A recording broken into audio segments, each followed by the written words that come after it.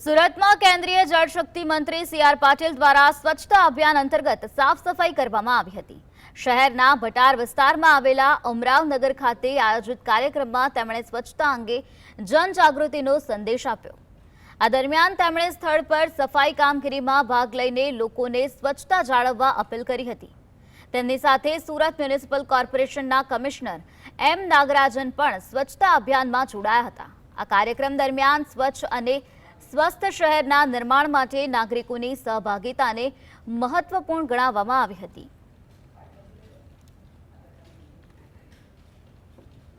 વિસ્તારમાં મહાનગરપાલિકા કે નગરપાલિકા દ્વારા પણ સફાઈ ઝુંબેશ કેમની પાસે કર્મચારીની વ્યવસ્થા પણ હતી।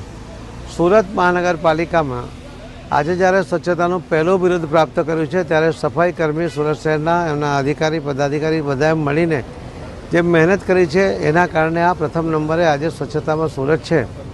આ નંબર જાળવી રાખવો અને અલગ અલગ સમયે આવી સફાઈ ઝુંબેશ કરતા રહેવું।